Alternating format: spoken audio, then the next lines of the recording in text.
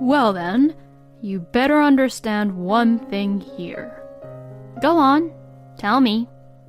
Next time you ignore to do your chores, then we will get a divorce. Oh my! You'd be in trouble if we get a divorce, right?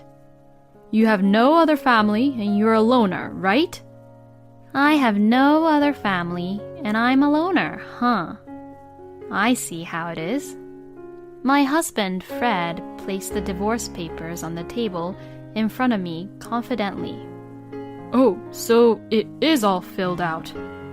Wow, it's true. Our kids looked at each other and instantly began to take action. Huh? Our kids snatched the divorce papers in their hands quickly. You want to divorce me, right? Huh? Oh, yeah. That's right. If you're going to skip and ignore to do any house chores, I'm divorcing you. Fine. Huh? Let's get a divorce. My name is Judy. I've been married to my husband Fred for 25 years. We have been blessed with 2 children. To say that my husband is an old-fashioned person sounds too good to be true. He is a quiet man who supports his family as the main breadwinner of the family. But actually, he's the type of person who nags and forces me to go to work, and he is also the type of person who also makes me take care of everything about the house, including doing all the house chores. Fortunately, before marrying Fred, I lived on my own for a long time and worked hard to save money. So it was not really hard for me to take care of the house. And above all, I thoroughly devoted myself to housework for the sake of our children, Jack and John. Thanks to my efforts, both Jack and John grew up to be successful adults. And last year, the younger one, John, left home to live on his own. I was a stay-at-home mom until both of our kids reached middle school. The reason for this being that it was simply because Fred wanted me to be a stay-at-home mom. After graduating from university, I worked at a publishing company for a long time. But when I was in my 20s, both my parents passed away one after the other. Losing both of my parents, and as an only child, I had no other families and I was left all alone in this world. If my parents had any siblings, we might have had a chance to get to know each other as a family.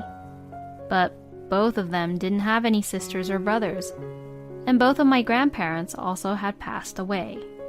I was really all alone. And that was when I met my husband. He came in as I was smoking a cigarette in the smoking room, and he began to refill the vending machines for drinks. Then, seeing me, he approached me with a bottle of drink. This is a new product that our company will come up with at the end of the month. If you wouldn't mind it, would you like to try it? Oh, thank you very much, I will. This was how we first met, and that was how our first conversation went.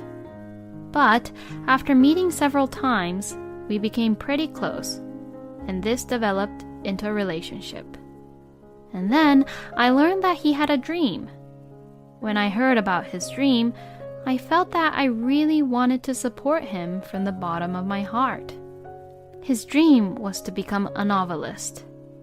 I had the opportunity to read one of the work he had written, and I thought that it was quite good for his first novel. Since I worked in a publishing company, I told him that I would talk to his editor about possibility of publishing his work, but he stubbornly refused. As I thought that him thinking that was a waste, I felt he had great talent, and I became more and more attracted to him. And over time, we got married, and 25 years have passed since then.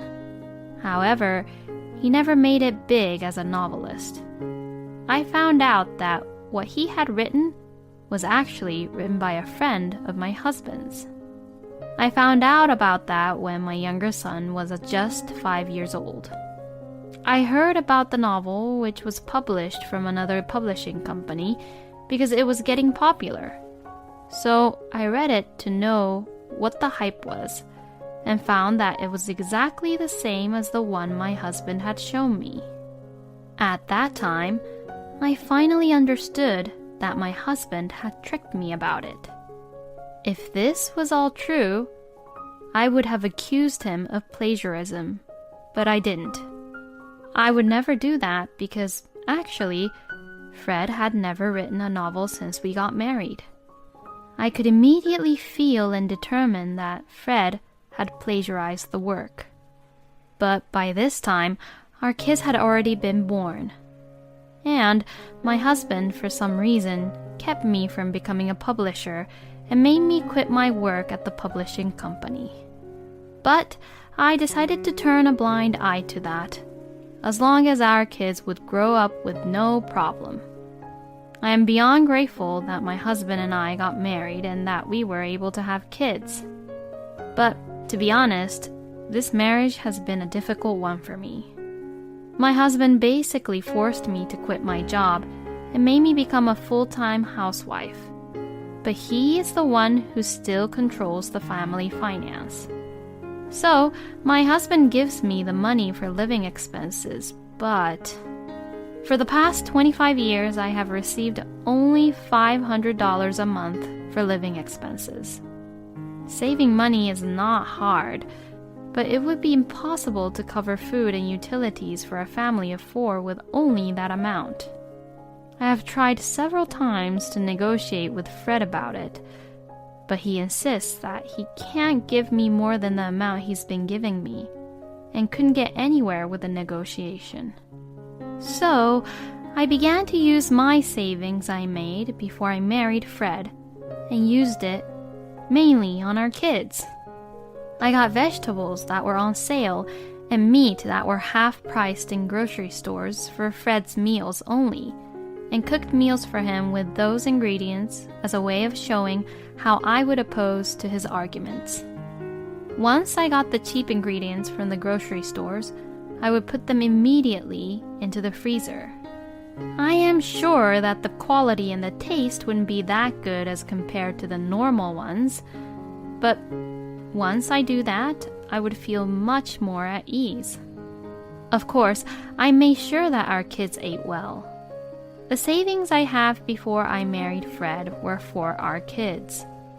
But the $300,000 that I had as my savings were gone as soon as my younger son graduated from college. I am truly relieved that I was able to spend my savings without our kids having to feel that it was never enough for them. I think my husband was really selfish. He had forced me to quit my job and focus on house chores. But when the kids started middle school, he insisted that I work. But I was reluctant to do so. It wasn't because I didn't want to work. I actually did want to work. But it was because I couldn't forgive my husband's selfishness at all. I knew that if I started working here, he would stop providing any of his money for the family. He would spend the money he earned on whatever he wanted to do with it, as if it was all for his own. I just couldn't allow Fred to do that. But when my husband saw me reluctant about his suggestion, he began to say such horrible things like removing me from his support system. I truly hated the fact that he was so selfish. But it turned out to be actually a good thing for me. Now that I'm off his support system, no matter how much money I earn from my work, Fred will never know how much I'd earn. And my husband goes to work early in the morning and doesn't come home until late at night. Even if I start working, he will probably never find out. And in the end, he still never found out that I was actually working. And I think it kind of helped that my husband was a man who only cared about himself. He was also oblivious about things like pension and so on. If he wasn't so oblivious, then he'd know that there was no way we could afford it all just with $500. Now that both our kids left our home, now it was my time to spend time and live my life with my husband. But I couldn't imagine such future with Fred. So I had thought of getting a divorce with my husband once the kids were married. But just as I was thinking about that, I got hospitalized. It all started when I went to the hospital for an annual medical checkup. The name of the disease was uterine fibroid, and the doctor told me that I would have to have my uterus removed completely. It was quite a shock to hear that, but there was no other way. I still wanted to watch my kids grow up, and there were still some things that I wanted to do. After consulting with the doctor and the kids, I agreed to have it removed. From next week for 5 days, I'll be gone. I informed Fred while I served him his dinner. Huh? What are you saying? I'm getting a surgery.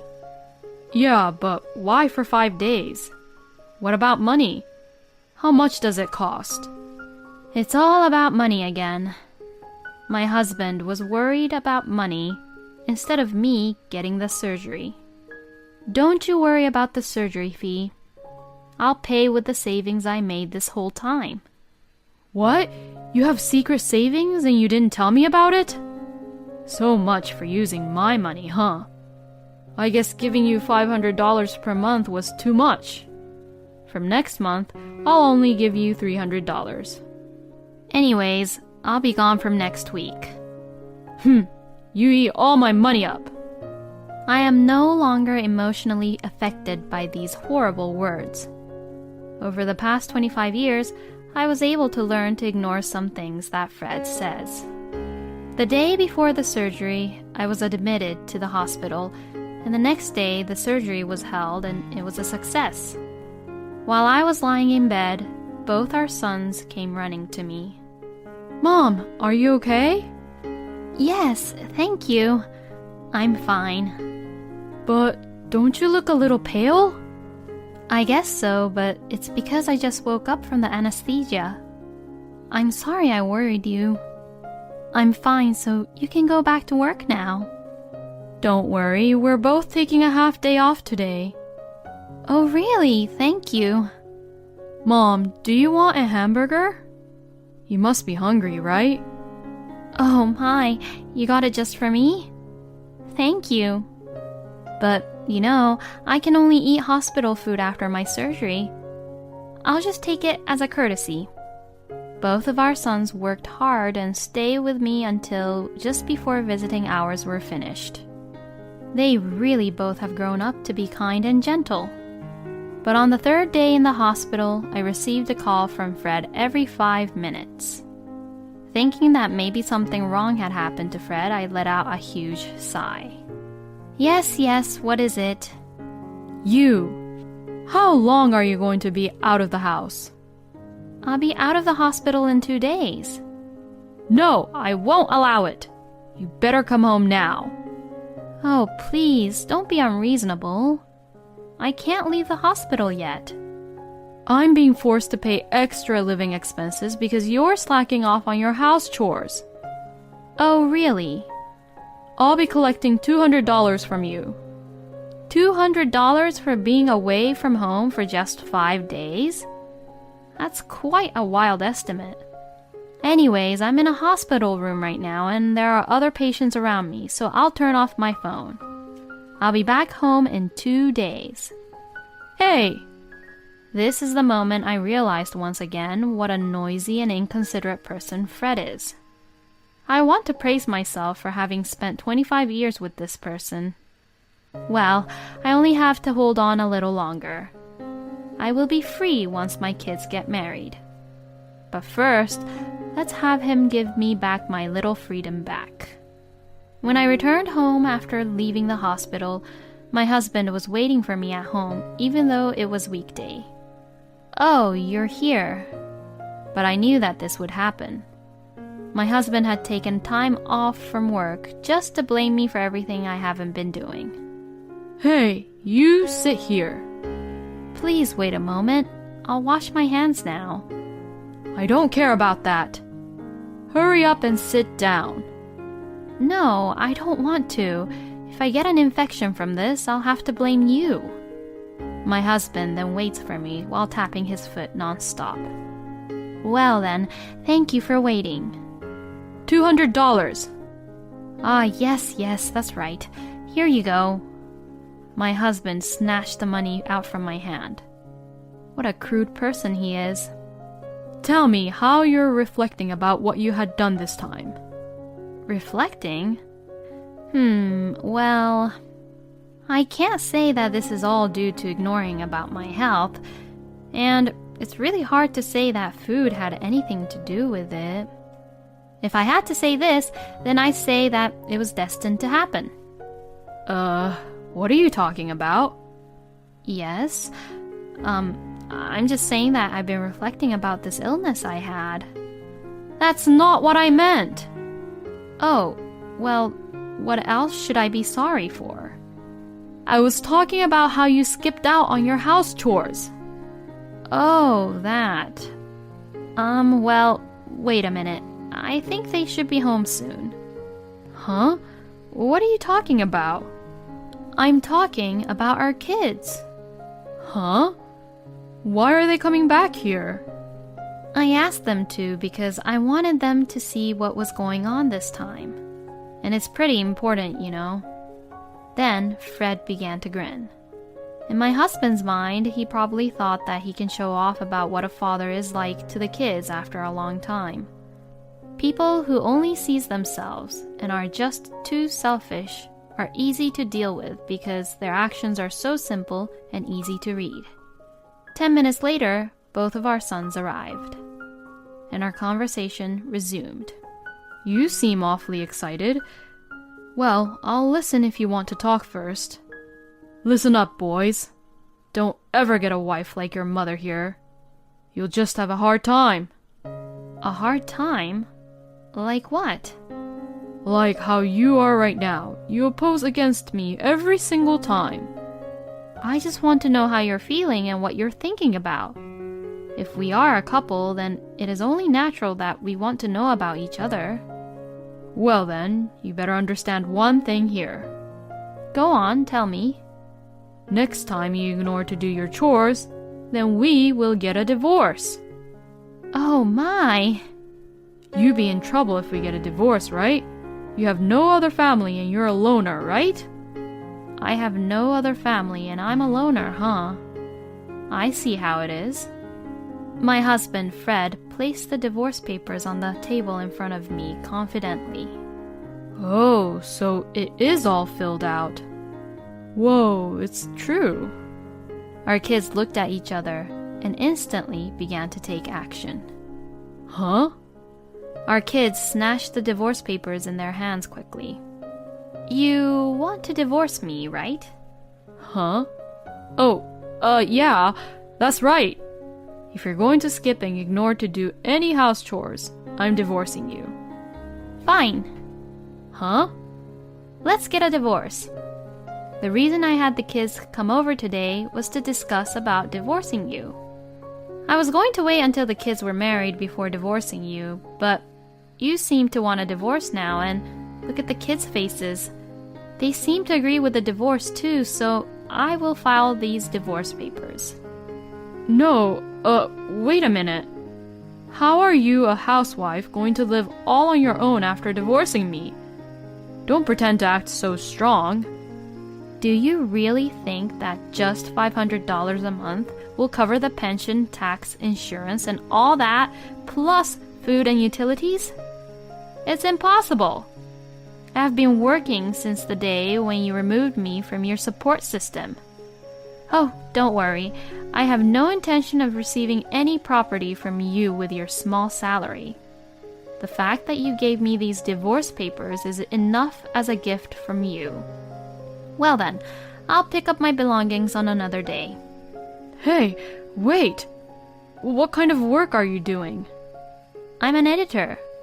One of the author I'm in charge of is the author of a piece that you plagiarized.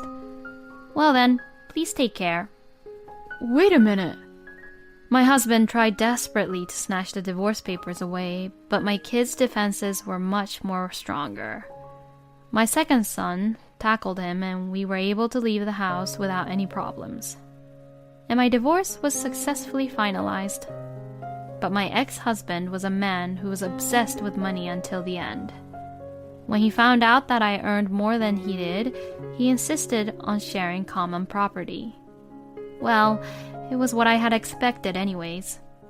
He destroyed my last act of mercy with his own hands. I hired a lawyer and told my ex-husband that I was suing him for financial abuse and moral harassment. He flatly denied that this was all true, but when I provided him with the family financial book, which had a record of the whole 25 years, he caved in easily. He desperately pleaded me to spare him only a trial, but there was no need to listen to him. I sued him without mercy. The result was an overwhelming victory. He had been spending his hard-earned money on other things, and so he could not afford a decent lawyer, and the case was settled almost entirely on our terms. In the end, he ended up having to pay me $20,000 as alimony without getting any of the common property. If he had quietly backed down, there would have been no consequences. I felt as if my 25 years had been paid off just with $20,000, but basically, I have absolutely no regrets about marrying him. In fact, I am more grateful. It is because of him that I was able to meet such wonderful kids. After the divorce, my ex-husband seems to be in frequent contact with the kids, but they would tell me that they will never see him again. That's true. My ex-husband has never cooperated with the kids in any way. I don't think they will ever open up to him, even if he comes on to them now. He contacted me once, but after court, I never had anything to do with him again. I didn't answer the call and I rejected it. What I am looking forward to now is that my kids are getting married and having grandchildren. I will save my money so that I can do all kinds of things for my grandchildren. This is exactly what you would call a satisfying middle-aged divorce. I fully respect Judy's enduring attitude. I hope you will be able to live a stress-free life from now on. Thank you for watching until the end. Please subscribe to our channel. See you in